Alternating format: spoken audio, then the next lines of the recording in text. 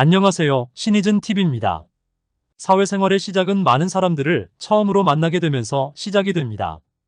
그렇게 그들과 교류하며 관계 속에서 형성되는 친소관계에 따라 비즈니스 등이 시작됩니다. 성공하려면 상대의 이름을 잘 기억해서 대화를 시작할 때마다 그의 이름을 불러주며 친밀감을 어필하는 것이 그만큼의 성공률을 높여줍니다.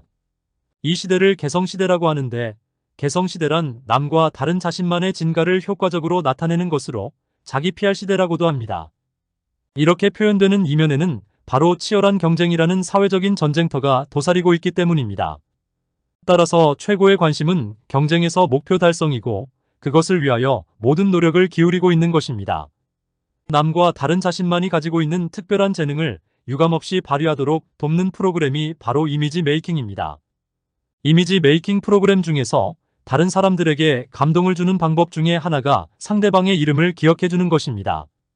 알듯 말듯 한 사람이 내 이름을 정확하게 불러주며 반갑게 맞아줄 때 그 사람에 대한 호감이 갑자기 증폭되는 감동을 경험한 적이 몇 번씩은 있었을 것입니다. 개인마다 타인의 이름을 잘 기억해야 하는 이유는 다양할 수 있지만 일반적으로는 다음과 같은 필요성이 있습니다.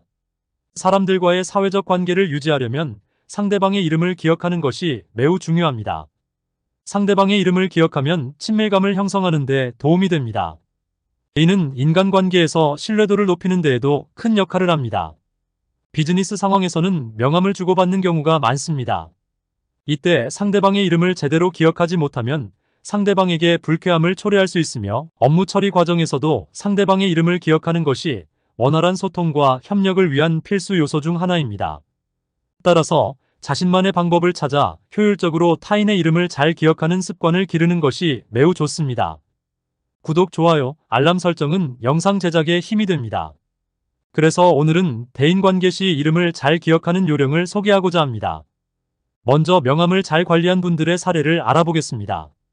직장인이라면 하루에도 많게는 몇 번씩 주고받는 명함.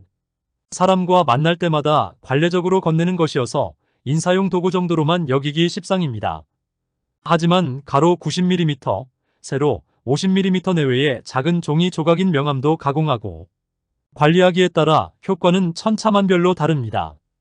따라서 명함 관리만 잘해도 비즈니스 관리의 절반은 성공하는 셈입니다. 스스로에게 질문을 던져보세요.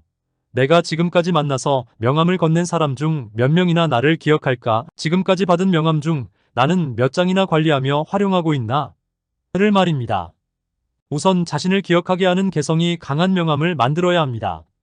서울 동대문구에서 보일러상을 하는 김기수 씨는 명함에 학위 없는 보일러 박사라고 큼직하게 새겨서 고객에게 교부하여 인기를 끌고 있습니다.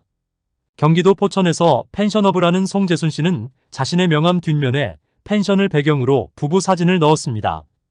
부부가 다정한 포즈를 취한 사진이 든 명함을 최소한 함부로 버리는 사람은 없을 것이라는 게 송재순 씨의 설명입니다.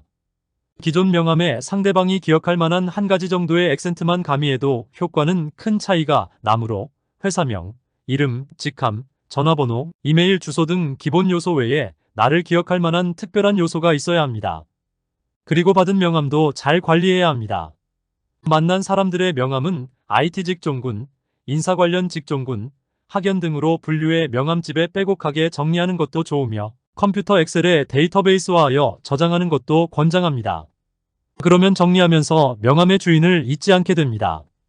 다음은 이름을 잘 기억하는 요령 5가지를 알아보겠습니다.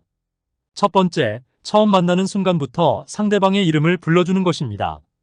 명함을 받는 순간 어물쩍 집어넣지 말고 상대방의 얼굴을 보면서 명확하게 읽으며 불러줍니다. 혹시 잘 모르는 한자일 때는 무슨 뜻의 글자인지 바로 확인하는 것도 괜찮습니다. 왜냐하면 이름을 지을 때 흔히 쓰지 않는 어려운 한자를 넣는 경우가 많기도 하지만 상대방에게 깊은 관심을 갖는 느낌을 줄 수도 있기 때문입니다. 두 번째, 그 사람만의 특징을 기억해두는 것이 절대적인 도움을 줍니다. 얼굴부터 발끝까지 그 사람만의 특이한 점을 이름과 연계시켜서 기억해두는 것입니다. 굳이 장단점을 찾아주는 의미에서도 효과적입니다. 예를 들어 목소리가 매력적인 성미향 씨, 눈이 예쁜 이도석 씨 등. 이때 유의할 점은 그 사람의 고유한 점을 두뇌에 입력해야 한다는 것입니다. 노란 머플러가 어울리는 성미양 등 정도로 입력했다가는 나중에 빨간 머플러를 하고 나타났을 때 누군지 몰라보는 실수를 범할 수도 있기 때문입니다. 세 번째, 만난 사람들은 그 장소 또는 그날의 바로 명함 뒷면에 일시 장소 특징 등을 기록해 두어야 합니다. 받은 명함을 명함꽂이에 넣어두고 빛바랄 때까지 한 번도 꺼내보지 않는 경우가 많은데, 그렇다면 명함을 주고받는 의미가 없게 됩니다. 중요한 것은 이름과 함께 그 사람의 특징을 함께 기록해 두는 것이 중요한데, 간혹 잊어버리더라도 기록을 보면 다시 떠올릴 수 있기 때문입니다. 네 번째, 관심의 끈을 놓지 말아야 합니다.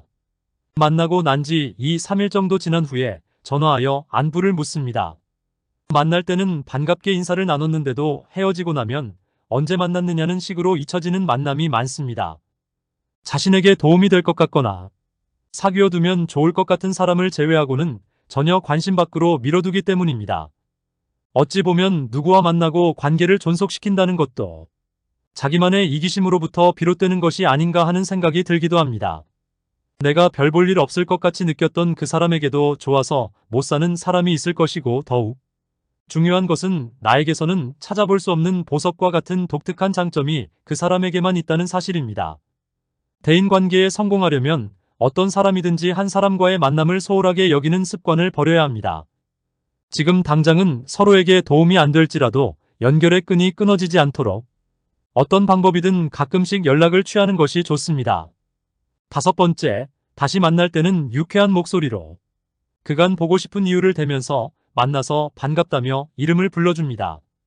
관심과 반가운 친근감을 주는 효과보다도 중요한 것은 이미 훌륭하게 상대방의 이름을 기억하고 있다는 것이고, 더욱 큰 의미는 상대방의 가슴속에 나에 대한 호감과 감동의 싹을 심어주고 있다는 사실입니다. 오늘의 결론입니다. 상대방의 이름을 기억하는 것은 그 사람과의 관계를 더욱 밀접하게 만들어주는 효과가 있습니다. 내가 상대방의 이름을 기억해주면 상대방도 나의 이름을 더 잘 기억하게 되고, 이로 인해 우리 사이의 유대감이 높아지게 됩니다. 비즈니스나 업무 환경에서는 많은 사람들과 만나게 됩니다. 이때 상대방의 이름을 잘 기억하면 보다 빠르고 정확한 의사소통과 협업이 가능해집니다. 또한 상대방에게 좋은 인상을 심어주어 향후 업무 진행에 있어서도 긍정적인 영향을 미칠 수 있습니다.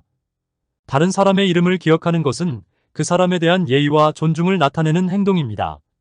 만약 누군가가 나의 이름을 기억해주고 불러준다면 나는 그 사람으로부터 인정받고 있다는 느낌을 받게 될 것입니다. 감사합니다. 신의즌 TV였습니다.